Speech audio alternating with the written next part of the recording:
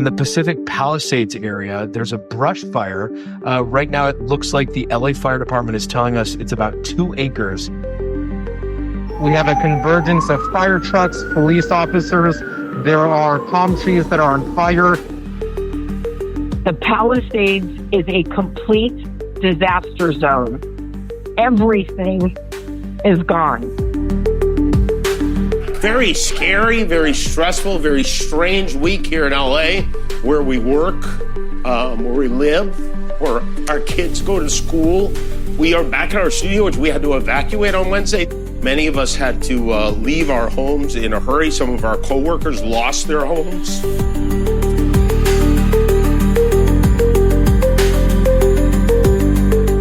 Hello and welcome to episode 245 of the Clean Energy Show. I'm Brian Stockton. I'm James Whittingham. This week, a special edition of the show. The devastating wildfires in Los Angeles are indicative of a new kind of fire, a 21st century kind of fire that behaves differently than before. We'll explore what was lost in Pacific Palisades, why I feel a sense of connection to that community, and why actor Martin Short loved it. I won't put a joke here, but if Martin Short were here, he'd say, "It's better to have loved a short than to have never loved at all." We also look at the city of Tokyo, which is arguably the most prepared when it comes to natural disasters, because karaoke stops for no one. We'll explore author John Vaillant's book, Fire Weather, and learn why he thinks wildfires in urban areas will continue to be the biggest threat to humanity from climate change. The hottest real estate might become the hottest real estate going forward.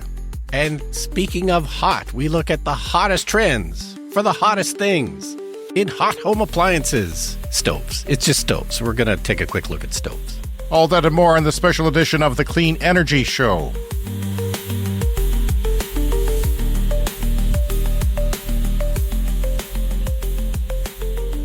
A couple of weeks ago, we were talking on the show about fiber optics, and I explained that my dad was the land surveyor for the very first fiber optic communication network in the world. And then my brother chimed in and he said he drew the plans for that because he was working for my dad at the time as a young man. Well, I have an update from my brother of things he'd like to take credit for. So this is what my brother says. He says, "I was involved in the very beginnings of GPS in Saskatchewan. I calculated all the base coordinates in the province that everything else is built on. We have my brother to thank for GPS where we live." Feel free to blame him when you get lost as well. If GPS takes you to the wrong place, you know where to go. Exactly. But also I have something to add, which is that I was involved in that as well. So I was still in high school at the time, and I knew my dad had this big project, and I didn't know what it was. And of course, none of us knew what GPS was at the time. But when I was in high school, he had me working in the basement there of our house, making these white vinyl targets. And these are targets that were used for aerial photography. And this is the same project. This is the GPS project. So we had to put grommets in these big white vinyl sheets that were like maybe 2-3 feet wide and maybe 4 feet long, rectangular white sheets. And I put grommets in these, and we had to make a couple of hundred of these, and they were used as targets for aerial photography, which was part of this GPS project. And then I just wanted to mention, we had talked previously about induction cooktops, just mentioned it in passing that there are some coming out with a battery involved. Yeah. And why would you want a battery in your induction cooktop, James? I know the answer to this, Brian.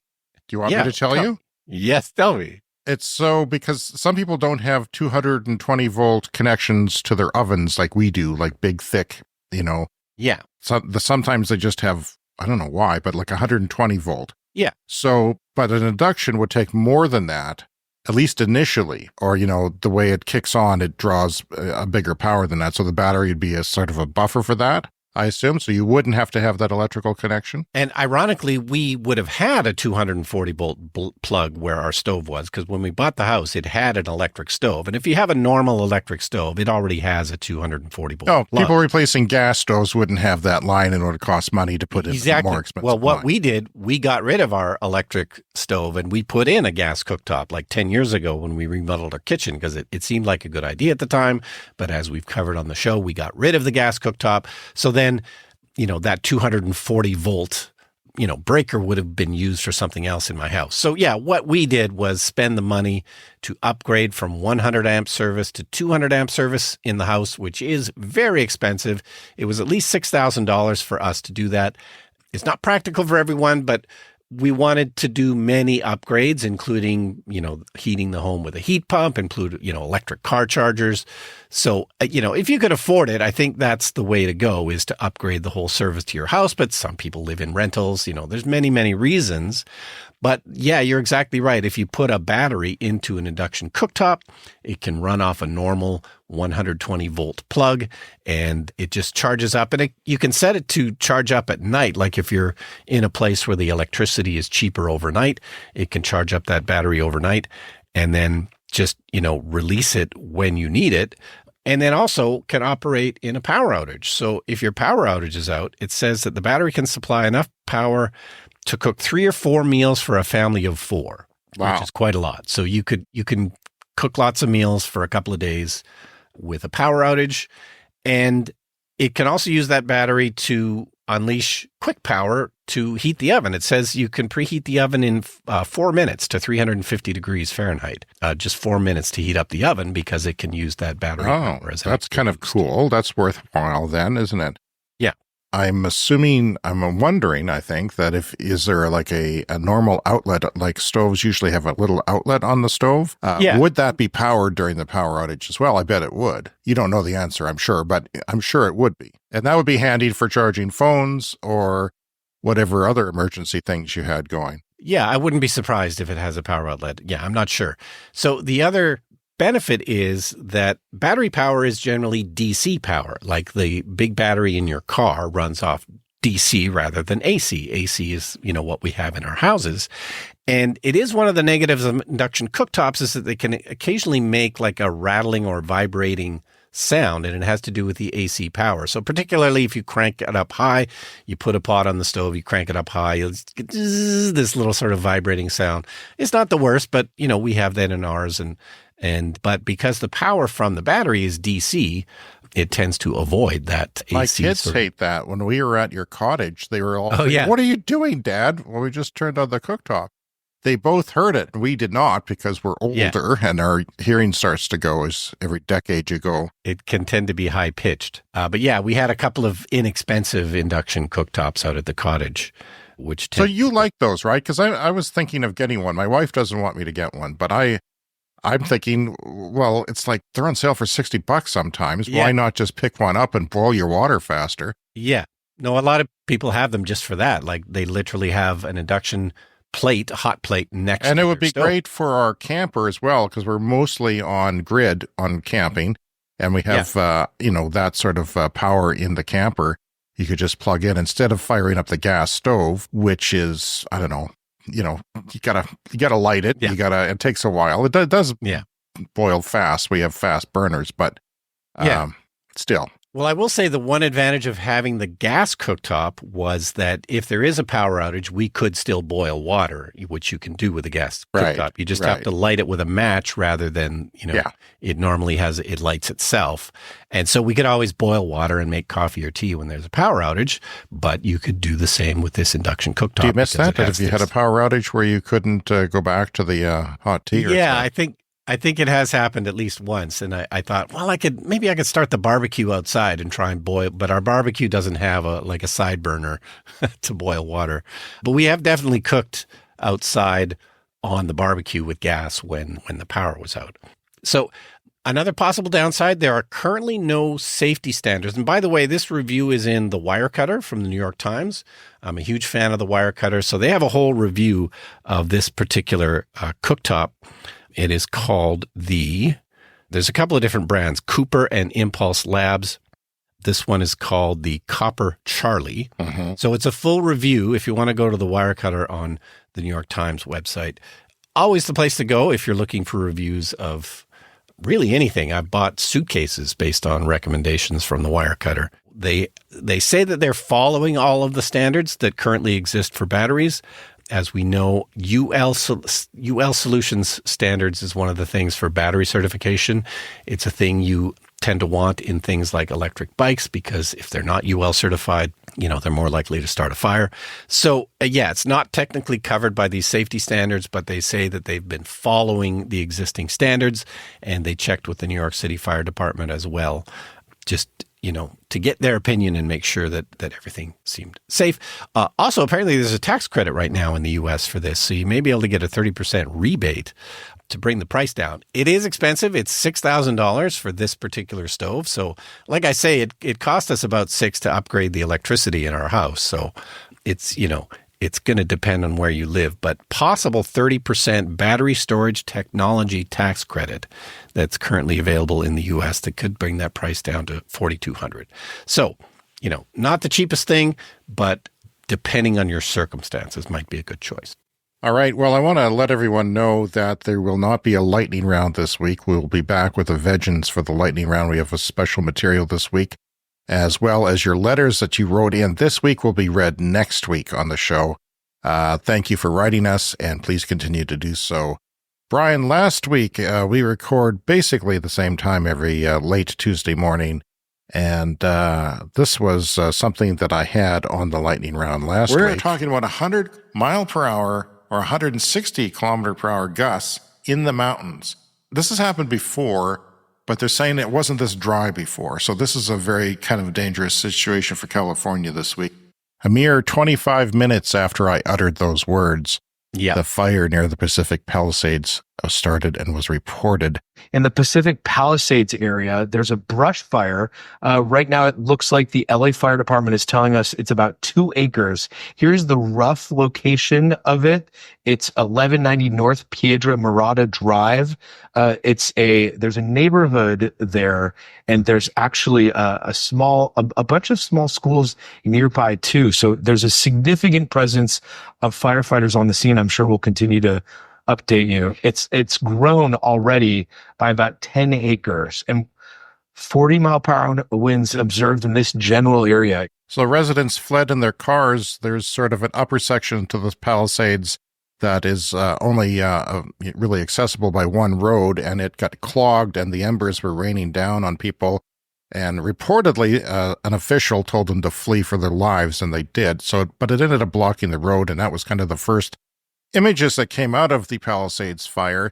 Many of those cars were pushed aside by firefighting bulldozers that just kind of cleared them out of the way, wrecking some of them, damaging many others, and some of them ended up burning anyway. I saw footage last night of many of them that burned because the embers, they get into the wheel well and start the rubber on fire. That's a common way that they start. Yeah, so another fire in the Altadena area started in the evening, and in fact, they recorded 160 kilometer per hour gust in that area during that event. That is 100 mile per hour, which is not what you want when it is bone dry and you have a wildfire. It is the worst possible situation. It was hopeless. Firefighting aircraft even had to be grounded. But it's one of those situations where we have a convergence of fire trucks, police officers. There are palm trees that are on fire, all covered in ash. There are flying embers, and we are in the thick of things, you could say. The embers are what causes this problem. This is not a forest fire where the flames spread. It's the embers. The embers, in such bone dry conditions, they stay lit longer, and they can travel further. They were saying 1 to 2 miles, which is a long ways away from the fire, and you could see evidence of that quite easily. Yeah. Well, you talk about having sometimes like a fire break. Well, why don't they have a fire break where some of the trees are cleared away? But, when it's this windy, those embers, it just doesn't matter where you have a fire break. They just go for miles. There was virtually nothing they could do. The reporter the next day didn't realize the extent of the damage to the Pacific Palisades. She asked an official when utility crews would be there restoring power and cable and internet lines, and this was the response of the official. I don't want to sugarcoat this, and I don't want to make any false promises. The Palisades is a complete disaster zone. Everything is gone. There's the occasional house still standing, but for the most part, it's like an atomic bomb went off. The Pacific Palisades neighborhood in the west side region of Los Angeles, it's about 20 miles west of downtown LA. a quiet enclave where people didn't always lock their doors. There was a mixture of relatively affordable houses with the occasional gated mansions of people like Tom Hanks, Steven Spielberg, Martin Short, many other celebrities. It is arguably less pretentious than, say, Beverly Hills or Bel Air. There were homes that wouldn't look out of place, Brian, in your neighborhood or even my neighborhood. They were very common homes, but then occasionally you had this gated mansion as you get into the ritzier areas. Many of them had a view of the Pacific Ocean. It was like an IMAX theater going up the hill. As you went up, you would be able to see over the neighbor's house closer to the ocean.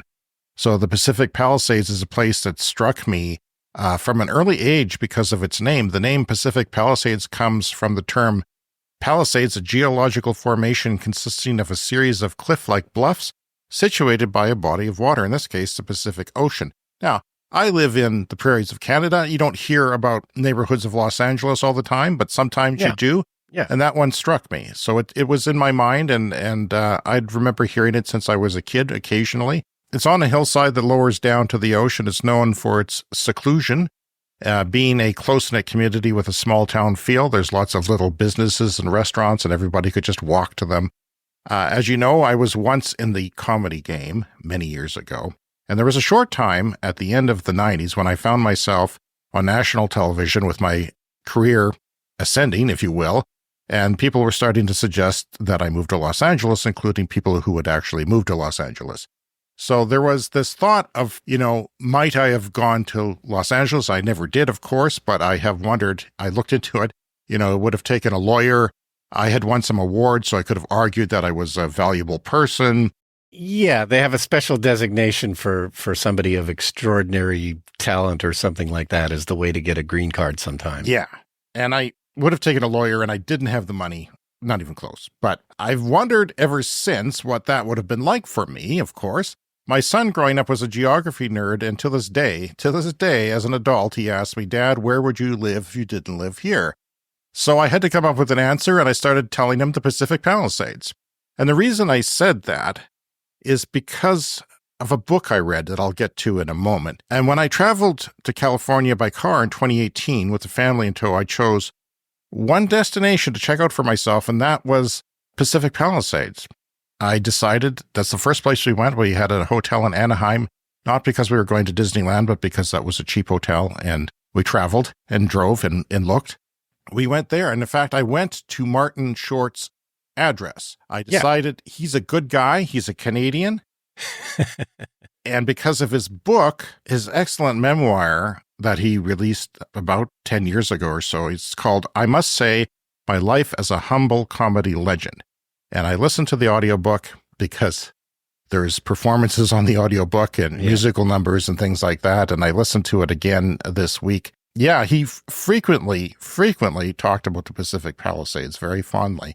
So I decided to go to his house. I knew he wasn't there because he summers in Ontario. He's got a lovely big cottage in Muskoka or somewhere in Ontario, and he always goes there. And he has celebrity parties and people coming there. This is a clip from his audiobook. I find it heartbreaking to listen to because, like almost all homes there, Martin Short's is gone, according to The Wrap.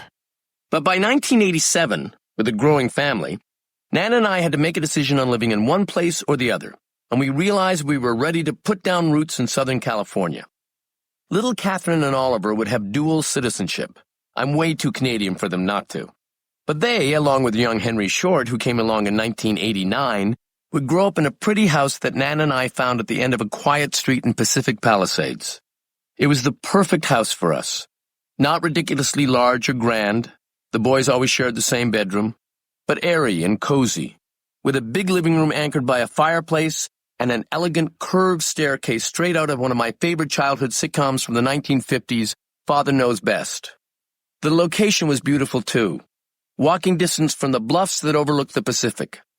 The master bedroom opened onto a balcony where the water sparkled blue in the distance. We can't afford this, I thought every time I looked out at the ocean from my new bedroom. How could I possibly deserve this view? We bought the house on the basis of the income I was about to make from 2 pending movies. You can guess what happened next. Practically the second that Nancy and I signed the mortgage, one of the 2 movies, a David Lynch film with Steve Martin entitled One Saliva Bubble, fell through. I was in a panic. I anxiously said to Nan, "What if we can't afford this place? What if we have to sell it?" "Well, I guess we'd move somewhere," she calmly replied. "But that's not going to happen, Goofy. You know that." 27 years later, I'm still here. There are those who make a hobby of real estate, forever buying and flipping houses, getting bored with the residents after a year or two. I'm totally different. Keep in mind, I spent the first 20 years of my life in the same house. I like to make a house a home and stay put. Nancy, too. So we did. I think this became part of the appeal of the family short as we settled into the Palisades. We were show folk with all the deviancy and egocentrism that such a description assumes, but we lived like a normal American nuclear family, or perhaps like a family on a long-running sitcom, going through the journey of life together on the same comfortingly familiar stage. The most concrete manifestation of our traditional short family values was our annual Christmas party. So his annual Christmas party was legendary. But anyway, Martin Short Street was the place I wanted to go, breathe the air and take it in. And I only spent a couple minutes there. I wasn't want to be creepy, but walked around a bit, drove around the neighborhood, and it was wonderful. It was everything and more than was promised, really. Yeah. Well, I think that's the perfect clip to play because I think that there'll be a lot of people listening to the news and thinking, oh, boo-hoo, these rich millionaires in California had their houses burned down. But of course, they're actual human beings who live in a place, and sure, he can afford to rebuild somewhere. But, you know, it's like losing your house could be... Well, he's lost his memories. His wife passed away about 15 years ago. And, you know, the kids all grew up there. They have different houses. He's buying different houses for them. And he has, of course, his summer home. But, yeah, I mean, he'd be the one person who's a celebrity who would really care about losing their home there.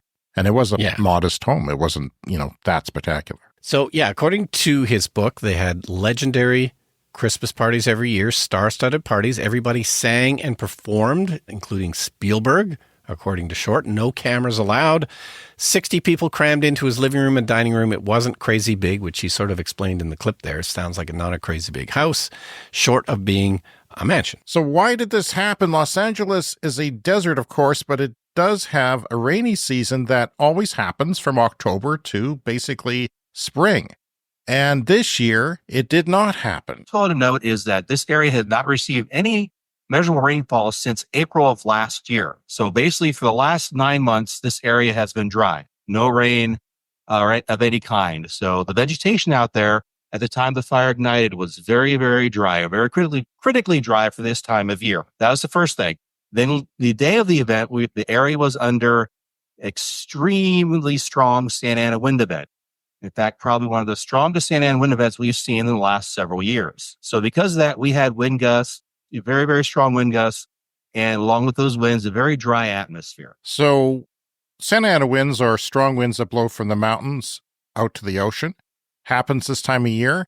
What was different was it hasn't rained since April. Nary a bloody drop of precipitation since April. And last February, they had lots of rain, so everything, all the vegetation sprouted up and was thriving, and then you had months and months and months of drought and dry air when this event happened. With climate change, everything gets worse. You know, the winds get stronger, the air gets drier, gets hotter, everything, the droughts last longer. They skip a year sometimes. The rainy season skips a year, as it did this year. So they really did not have a chance in these fires. So far, 24 people, as of recording this, are confirmed dead. Thousands and thousands of homes are gone. Some people, Brian, you might be surprised, didn't have insurance because of climate change. They are not insuring people out there. And you and I have a friend, Nicole, who works in the film industry in Toronto. She has a friend that she worked with on a program called 13 Area who lost their home, completely gone. So there's, you know, as far away as we are, we have a connection to a connection. We're not that far away. And of course, everyone in LA probably knows someone who's lost a home. State Farm, that's the major insurer in the United States, stopped insuring California new homes due to fire risk from climate change. They won't do it. 150,000 people were under mandatory evacuation orders on the weekend, and some had to walk away from uninsured homes. I can't imagine. Yeah, so from The Guardian, thousands of homeowners denied normal coverage may have to depend instead on an emergency state insurance program that is costly and complicated to join and caps its payouts at $3 million per household, significantly less than the value of many affluent homes razed along with their contents to the ground this week. And I don't know if you know about this, and there's a weird property tax law in California where as long as you own your house, you pay the same property taxes. Okay. Yeah. As when you bought it? When you bought it. Yeah, really? Your property tax doesn't go up.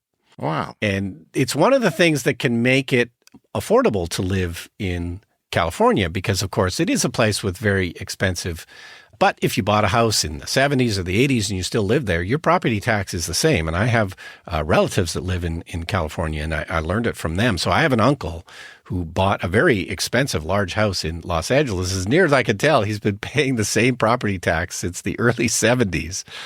So it's in many ways, it's a tax loophole for the rich because, Well, the rich are always moving. Yeah, I guess that's the thing. But so, yeah, as long as you own the house, you pay the same property tax. You are allowed to renovate, but you're not allowed to flatten it and start over again. So what people do in California, especially in these expensive neighborhoods, is they will flatten their house except for one wall. They'll leave one wall standing. That does it? And that does it. And you could build a completely new house around that, and it's considered a remodel rather than a tear down, and you keep your property tax the same law. So there is an issue with all of the houses lost in the fire as well, that they may lose this property tax protection. Now, I believe the governor said something about extending special circumstances. So, maybe they will be protected. But that's another possibility that since everyone has to rebuild, that their property tax could go up. This is from Politico. State Farm dropped nearly 70% of its policies in the Pacific Palisades neighborhood last year. And that's according to state filing more than any other zip code in the state. Now, most people in the Palisades most people in LA didn't think the Palisades were, a fire risk area. There was lots of fire risk areas, but the Pacific Palisades wasn't on that list. Well, but the insurance companies know. They know because it's their bottom line. So they may have known better than other people. They may not have been overreacting. There was special changes to insurance regulations in recent years because you're not normally allowed to raise people's insurance on a hunch that, things are going to turn bad. But because of climate change, they've had to change some of the rules. And so, better to jack up the rates than to cut people off entirely. But, because you're psychic, you knew about this before it happened because it's evidenced on our podcast last week.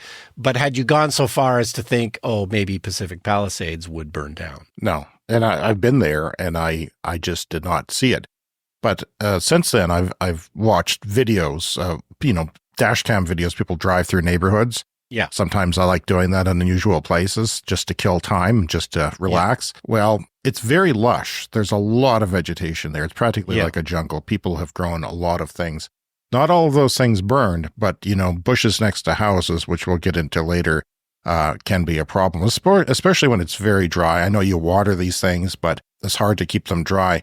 Anyway, this insurance fiasco forced more people into the FAIR program, FAIR, which was originally created in the 60s to ensure riot-scarred Los Angeles neighborhoods, but has since found more demand in rural and suburban fire-prone areas, these areas that intermix with urban and wildlife areas.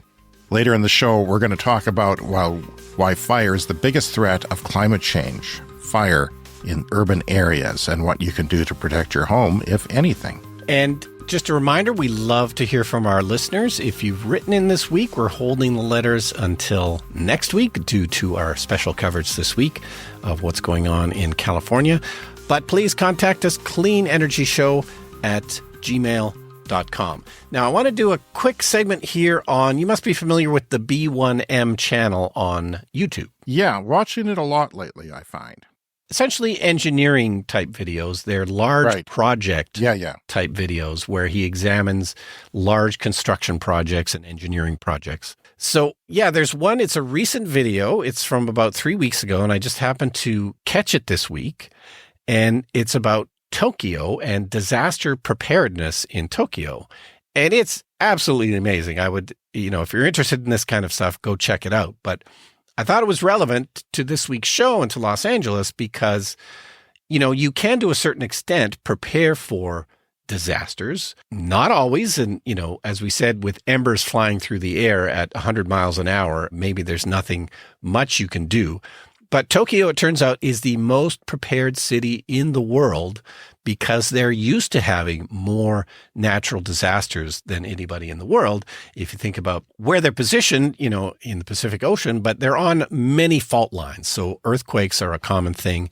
And of course, earthquakes can cause tsunamis, and they're right there on the ocean. So they get earthquakes, they get tsunamis, they get many, many natural disasters. And Tokyo, largest city in the entire world, 37 million-ish people, like it's roughly the entire population of Canada, California as well, similar population. We have the second largest country in the world with only about 40 million people, and Tokyo stuffs 40 million people into one city. But, that means it's super important, obviously, to Japan and the Japanese economy. And, with 40 million people there, they take this kind of disaster preparedness very, very seriously. So yeah, this is an amazing video that goes over what they've done.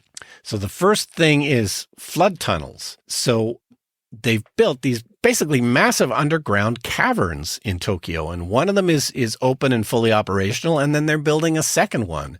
So they have these sort of, rivers and canals that run through Tokyo, and they are prone to flooding, while they can essentially open up the floodgates. Is that how you would call it? And a lot of this water can be directed underground.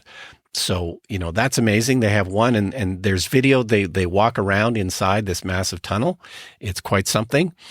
Earthquakes obviously are huge. So all of the new buildings are built to withstand an earthquake at the number 7 on the Richter scale. So they do the most advanced engineering possible for these newer buildings. So they featured this one particularly fairly large high-rise building, and it has 300 dampers in it. So when you want to earthquake-proof a building, seriously, you literally have these physical damper mechanisms that have like liquid in them, and they can absorb the movement of the building. And yeah, this one large building had 300 of these dampers in the building, but it makes you fairly confident that it's going to withstand the earthquakes. And then they're also working on retrofitting like older buildings and older bridges. So there's a shot of this one building, an older apartment building that has essentially all of these extra girders stuffed into the side of it that can bring it up to the current standards. And then bridges as well. So again, they show these kind of damper mechanisms that they have on their bridges that can absorb all of this movement. And, here in North America, we have this problem where a lot of our bridges were, just simple overpasses were all built like 50, 60 years ago. Yeah. And they're just all of them falling apart at the same time. They don't need an earthquake to fall over. They're just falling over on their own. But over there in Tokyo, they are any new bridges and then retrofitting these old bridges with these same kind of mechanisms. And then the final thing is they're trying to bury all of the power cables. And of course, this isn't one of the issues that could be dealt with better in places like California. If you have above ground power cables, those can fall down, they can start fires. So the more power cables that you can bury, the less problems there's going to be if there is an earthquake or something. And just on a separate video that I happened to watch this week that talked about San Francisco, and of course, fire hydrants running dry has been one of the big issues in the California earthquake, the fires, losing water pressure. There's only so much water pressure to go around. One of the things this person mentioned is like there should be an emergency procedure. You should really shut off the main water valve to your house if you're evacuating in a fire, ideally at the street level, because what happens is your house burns down, it gets flattened, and then water just starts pouring out of your pipes. And we've all probably seen that on disaster footage, right? Yeah. You see a house that's flattened and the water's just spraying into the air, which, may keep it from burning further, but that adds to the drop in pressure of the water. So I've got contradictory information that I'm going to have later in the show that they officially in North America ask you to leave your water on, and I'll explain why later. Oh, okay. Well, that's good to know. But anyway, the other point that this video made was San Francisco. So they had a big earthquake in 1906, very famous San Francisco earthquake, very large. The problem wasn't so much the earthquake. The problem was the fires that happened after the earthquake. Again, power lines falling down, all this kind of stuff. So much of San Francisco burned down in 1906 after that earthquake. So in San Francisco, they built a redundant set of fire hydrants. So you will see two different types of fire hydrants in San Francisco. If you visit there, there's sort of thinner ones and fatter ones, and they're two completely different systems. So if one of them goes down, hopefully the other one is still working. Very interesting. So something, didn't know that. This is the kind of emergency preparedness that maybe we could do more of here in North America as we have to prepare for these kinds of disasters going forward. And by the way, the B1M is in fact just a YouTube channel. I got it confused with the DW, which is a German broadcaster. The world's largest, most subscribed to video channel for construction, architecture, and engineering. So I watch a lot of that stuff on YouTube.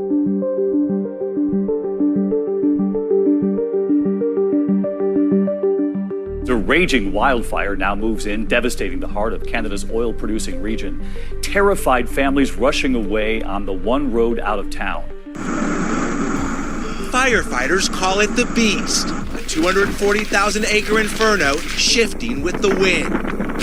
Flames moving so quickly, homes are devoured in minutes. Climate change has changed the nature of fire to the point that I coined a term, which is 21st century fire, because it really does burn in qualitatively different ways now. And one example is Fort McMurray, where we're in the subarctic, in the boreal forest, 600 miles north of the U.S. border. It's a cool, damp place historically. On May 3rd, the temperature was in the low 90s. It was like California. And the relative humidity was around 11 or 12%. And you have to go to Death Valley in July to find a comparable humidity.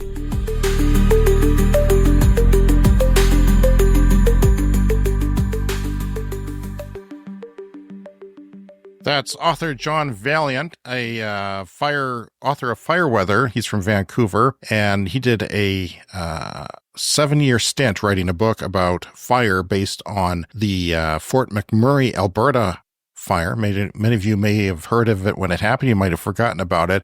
It is a city that has emerged where the oil sands are in Canada. It's 100 kilometers away from Edmonton. It's a long way from anywhere. It's in the middle of the boreal forest. It's about 70,000 people, but there are at times 30,000 temporary workers there. So some of them are in camps. My brother-in-law was a person who went into a camp up until about a year ago when I think he retired. It's in the middle of basically nowhere, and it's the Athabasca oil sands. It is a very ritzy place, lots of money being made from oil. They mine millions of barrels a day, 4 million barrels a day of bitumen, which is basically tar. Because it exists to serve the oil industry, the median income in Fort McMurray is $200,000 per person, which is very high for anywhere. Yeah, you could make a lot of money there. We talked about the graphic novel Ducks, which is about yes, the and author, the author Kate referenced that book in a speech that I watched too. So Kate Beaton worked there for 2 years to pay off her student loans from going to university, and managed to do it and get a great graphic novel out of it, although the rest of the experience was not. I was going to go to Japan and teach English for 2 years to pay off my student loan. Probably would have been easier to work in that. I didn't do that because, Japan's economy fell apart in 1992, 93. So, very, everyone supports that. There's companies that support the oil industry, vacuum companies that, vacuum water out of the ground and everything that supports them, mechanics. Most of the homes there cost between $300,000 to $500,000.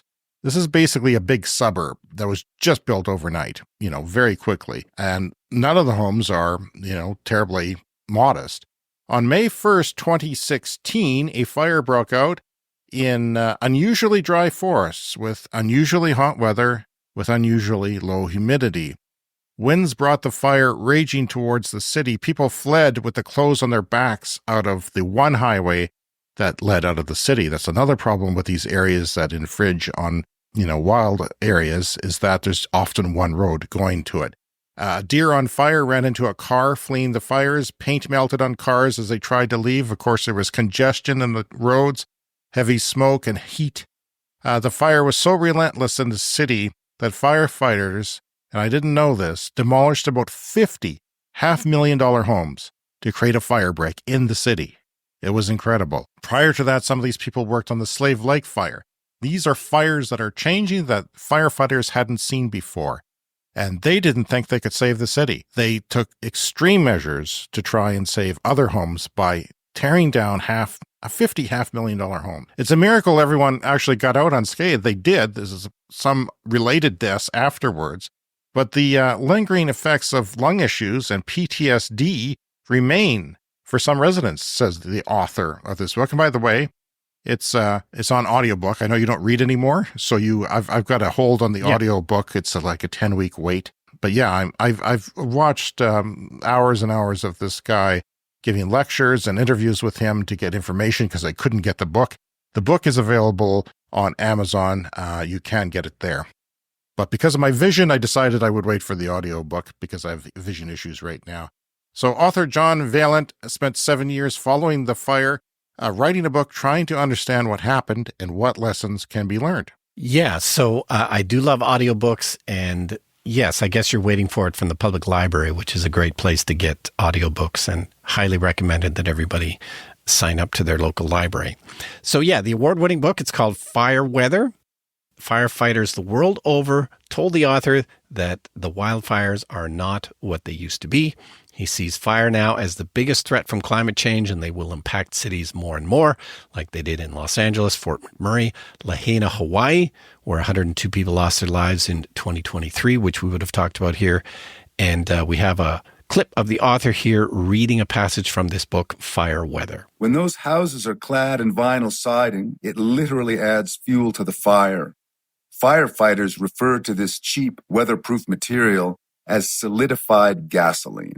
When a boreal fire is projecting 1,000-degree heat and blizzards of burning embers into a recently built neighborhood, the houses stop being houses. They become, instead, petroleum vapor chambers. He says that heat radiating from a fire like that, and by the way, when heat radiates from a fire, it travels at the speed of light. So it can be 200 feet away. It could be 500 to 1,000 degrees Celsius. And that heat will radiate ahead of where the fire is. So it preheats the places where it's going to burn. This is not the case in LA. In LA, there was not tall forests. There was just brush. And that brush burned homes. The embers burned homes. The embers, homes created more embers, and it was a repeat effect there. So fire superheats building materials in advance. And he says, ironically, most of the homes in Fort McMurray, which is there because of the fossil fuel industry, were made from fossil fuels. The glues in the wood, the particle board, the plywood, of course, the vinyl siding, plastic vinyl windows, all that stuff gets hot, and the tires on cars will get hot, and it'll off gas. And this gas builds up ahead of the fire and just becomes a ball of fire itself because it is flammable. So yeah, and it dries out vegetation, and all the off gases come, and everything just bursts into a fiery cloud that the firefighters called dragons. Now here's John Vaillant talking to the Carnegie Institute about the commonalities of fire denial and climate change denial. By now, the fire was in his neighborhood, coming down his street. His wife and daughter had already left in their vehicles on the one road out, which was extraordinarily dangerous, but there was no other choice. Meanwhile, he's there. I worked my whole life to pay for this house, to buy these things. I'm way up in Fort McMurray, 600 miles north of the U.S. border, in the middle of the forest. Not just because I love it here, but because this is where the money is, and this is where I was able to make a beautiful life for my family. And I'm not ready to give it up. And so there's a police officer dragging this guy away from his door. He fights the police officer off. He runs back. The police officer, what the hell do you think you're doing? He said, I'm locking my door. And then this fellow, Paul, looks at me as he's recounting the story, and he said, I didn't think my house would burn down. And again, 100-foot flames moving through the neighborhood in this like an inexorable wave. There was no other possibility for his house but to burn down. And yet he was defending his status quo, defending his worldview. And so this is where, when we talk about certain aspects of climate denial and people who are having a really hard time reconciling themselves to this new reality we find ourselves in, I don't think it's all cynicism. It's not all partisan. It's not all, people who just aren't getting it. It's really a lot of people who really want to hold on to the wonderful life they have. Again, his book is called Fire Weather. The author is John Vaillant. It is spelled Vaillant. I want to end on this clip of him talking to Simon Fraser University last January because I think it's very important. Oil, which still drives about 80% of the world's economic activity, is a 19th century fuel. The internal combustion engine was prototyped in 1860. Standard Oil, Exxon Esso, was founded in 1870. Bitumen, the stuff they mine and melt in Fort McMurray, is not a fuel at all. It is a driveway sealer. It takes billions of cubic feet of natural gas every day to melt and fractionate bitumen into substances Southern petroleum markets will want to buy. Again, we just crossed the 4 million barrel a day mark up in Fort Mac. So why on earth are we still doing this? Especially when scientists have understood the basics of the greenhouse effect literally since the 18th century. If you're in the petroleum industry, you're in the fire industry, which means you're in the CO2 industry, which means you're in the climate changing industry. What's alarming and possibly indictable is the fact that petroleum companies have known and discussed this for more than half a century. In fact, they've been leaders in climate science. And because Exxon in 1982 was the biggest corporation in the world, the wealthiest corporation in the world, it could hire the best scientists. And it did. And it put them on the climate file. And it said, figure out where this is all going. We understand that CO2 retains heat. We understand that it's a product of our industry. So what are the impacts going to be? This foreknowledge presented a quandary. How do you separate oil from fire or burning from emissions? You can't. And so starting in the 1980s, the industry, along with its allies in business and government, in churches, in finance, and in the media, embarked on a disinformation campaign to disavow and undermine their own science. It took me 7 years to figure it out. But this is a fact. Petroleum industry, the energy industry is a servant of fire. And we'll be right back with more on what you can do and have to do. So what do you have to do when evacuating a fire? I was kind of curious because I came across this and I thought I would. A lot of these things surprise me. Okay, I'm going to go through them. You tell me what surprises you, Brian. Sure. You turn on all the lights. Let me stop you right there. That surprises the hell out of me. Indoors and outdoors. So if doesn't matter if it's day or night, as it was in Pacific Palisades, it gets very dark with the smoke. So you need the lighting. If they need to go into your house, they need to see, where. Yeah. They need to see around. Outdoor lights, that's obvious. You want the outdoor bushes and everything lit up as best as you can. So you turn everything on. You, of course, close all the doors, interior and exterior. Does that surprise you? You have to make chambers within your house so that the fire doesn't spread. Yeah, I wouldn't have thought of that, but no, that doesn't surprise me. That's good common sense. And you turn off your gas line, which is outdoors that leads into your house. Most people have natural gas. Not everybody in North America, of course, but a lot of people do. So you turn that off. You energize your garden hoses with nozzles on the ends of them. So you will take your garden hose out if it is reeled up. You will energize, you will turn the water on to that hose. It will, inflate and get hard. and then you have a nozzle at the end. You leave that there for the firefighters to come and put out spot fires, because they may not have a hose and they may not be able, it'll take too long to get one. So you turn the water on, but you have the nozzle off. Yes. Is that right? Yes. You don't leave it running. You turn the nozzles on, front and back if possible, and you leave them for the firefighters to put out spot fires. You move patio furniture away from the house. Patio furniture is flammable, especially the cushions, because they're often made out of vinyl. And that's important. Also, wicker's bad, obviously. And, doormats that are fiber or anything natural. Put up ladders on the corner of your house. I never heard of that, never thought of that. Yep. I wouldn't have thought of that, but it does make sense. Most people have ladders that go to the roof, I guess, for maintenance and things. You put those on the corner of the house where it's accessible and visible by firefighters in case there's a spot fire on your roof. It takes them a long time to get a ladder, from the fire truck, so they would use your ladder. So that's what you do. Barrel of water, if you have one in your backyard for putting out spot fires, scoops, if you do have a barrel of water, you could make that accessible. You move propane tanks away from flammable objects. I think that makes sense, obviously. You turn off your HVAC, your air conditioning or heating or furnace, right? So it doesn't blow smoke through your house. Leave your doors unlocked. So you want the firefighters to be able to go into your house. And sometimes they just want to check and see if someone's there. It's for the firefighters. Prop open gates, because gates connect a fence, which is flammable, to the house. So it's joined to the house. Yeah. And it creates a separation if you leave your gate on course and lets the firefighters get into your yard, which they very much needed to do. And if you have time, you can duct tape or use other tape over vents to keep the embers from flowing in. Now, fireproofing your home.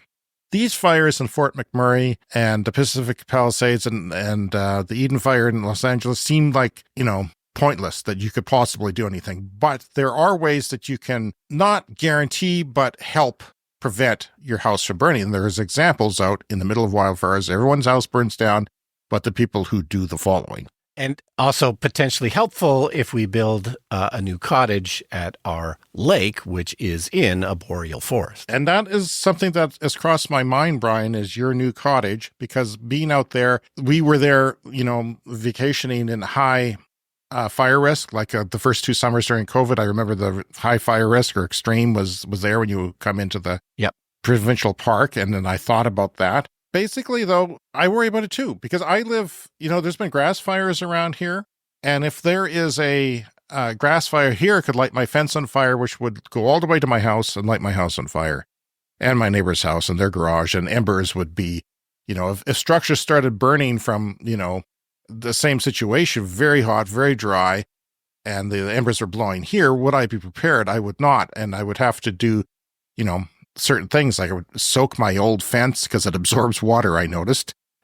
So, and then I struggle cutting the vegetation because I border a pipeline grass field, and the weeds grow literally higher than me. And it's hard because your whippersnapper and your little electric weed whacker doesn't, you need a chainsaw practically to get through some of those weeds. So I always have because I never go out there hardly anymore. The kids are older now. And I used to go out there all the time, and then I get surprised. So, 5 feet around your home needs to be cleared of combustible vegetation. I can't stress this enough. I watched last night raw video of some dude. I don't know if he's a journalist or a wannabe journalist, but he went into the Pacific Palisades as it was burning. Mm-hmm. And he walked around, and it was eerie. And I posted this. I didn't post this, but I will post this. I posted it on my Facebook page for my friends. It's eerie because you're just watching houses burn or about to burn. Yeah. There's nobody around. And then when there is firefighters around, they weren't talking. No one was yelling. They were just very quiet. And all you could hear was like giant campfires, essentially, the wood popping. And you would see, little embers. It's not one ember that lights a fire. It's a collection of them. So the wind blows, and you know how garbage and things collects in areas. Well, the embers collect, and if you have vegetation next to your house, even if it's dry, even if you keep it wet, though, it's got to dry out because the fire weather is just basically a giant hairdryer that's blowing down and drying everything out in advance. So, you got to keep vegetation away from your home. Certainly, wood bark mulch is bad. Don't do that. If you live in a fire-prone area, you're worried about it. Stones are much better, or crushed rock and things like that. Yeah, 5 feet away from your home if possible. Now, here's a big one. It is, you know how there's attic vents? Most people don't think about them, but on your house, there's roof vents and attic vents. An attic is basically like the outer layer of a tent. It's just meant to keep the rain out and ventilate. It's not, insulated in itself. It's insulated on the roof of the house. But that's what happens is the embers get in through that vent. And sometimes there's screens to keep rodents out, but they're too wide of a hole to keep the embers out. And what they say is a screen similar to what you would have on your window. Okay. So the same type of thing. It lets the air through, but not stuff, including embers. So you have to change that to 1/4 inch and make sure this happens at your cottage. Yeah. I would watch a couple fire prepare videos and just make sure your architect does that, because you do live in a forest and who knows what could happen, because your kids are going to have this cottage, right? I mean, theoretically, you're hoping that they'll continue to use it for another generation, and that's 30, 40 years into climate changing world, and who knows what's going to happen in that time. So I would very much be making your home, any home for the future, which is something you have to do now. Clear out debris from the eaves. They say a lot of the homes that went up in Fort McMurray, I remember at the time they said the embers fell onto the eaves. The eaves were dry and they lit the debris on fire. And then, the shingles themselves don't go on fire, but there's wood under the shingles that is exposed to the fire coming up from the eaves. Yeah. And these are the rain gutters. I think eaves troughs, I think that's a Canadian term, but rain gutters around your roof. Yeah. And, you can build a home without rain gutters. That's an option, apparently, if you have a large enough overhang. So maybe that's something to consider when you build your cottage. Move patio cushions away from your home. Clear grasses or keep them very short. Grasses are very flammable in these situations. So you can have wild flowers and wild grasses. If you have, say, a property, that's an acreage or a larger area, a lot of these places that border the wild vegetation areas have that. Non-flammable vegetation only. Cedars are bad. That's an example of a bad thing. And I've got 3 very large cedars in my yard next to my fence, which would go up like giant candles very easily. And in fact, some years they're very dry. They're drought resistant, but they get very, very dry. 5 inches of the foundation, the first 5 inches of your foundation is important. So if you have vinyl siding go to the ground, you can replace the first 5 inches and put a cement board or something in. That's important because that's where the embers gather, is right next to your foundation, whatever's there. It doesn't have to be the whole thing that are vinyl. No firewood under the deck or near the house. Decks are a problem. What's under decks are a problem, so you have to do that. Wood shingle's bad. Asphalt is apparently okay. Clear debris off the roof. If you have a roof that has different angles and different peaks, that's a problem because stuff gathers in the where the peaks join and in the valleys or whatever they call them. So one simple roof line is the most efficient for living in a firefighter zone without changes. And you make sure you get those pine needles off the roof. I know that there's lots of pine needles on your out cottage there, your second building. Yeah, it was just covered in them. Tons of pine needles. That would go up. Not just you would care, but it would go up pretty good. Did you know, Brian, you can get private firefighters in Los Angeles? Some people do. Yeah, it costs $1,000 to get them in advance, but $5,000 during an emergency. And some people are actually installing a private fire hydrant in their home. And that's very expensive because it's a costly, connection to the water main. But you can do that, and you have to pay the city a bunch of money up front, I guess. But people do that. There's smaller fire hydrants. But, you watch these hoses, a garden hose in a wind event, they do nothing. Yeah. They do nothing. And even the firefighters, you have to watch these videos. The firefighters' hoses, and I've used one for a television show. They're incredibly powerful and have an incredible amount. They were like nothing. The wind was barely keeping them, from hitting where they wanted to go. And they were just dissipating into a mist. So some people will install permanent sprinklers on the roof and their soffits. So that's another option, is a permanent sprinkler. They look kind of funny, but you can do that. And I would if I lived in a forest. I think. Yeah, and I guess like there is a danger of like the fire hydrants have run dry in some cases in Los Angeles. So there's a danger, I suppose, that your private fire hydrant or your sprinkler on the roof doesn't keep going. But say again on our cottage, if we have battery backup, because it'll have an independent water system, there's no water grid out there. So if we have battery backup, we could theoretically maybe put sprinklers on the roof that can be turned on remotely and run as long as the batteries are working. I think that's a great idea. I love technology for solving problems, and that would be one of them. But that is our show for this week. The lightning round will return next week with your letters. Thank you for listening. Yeah, we'll see you next week.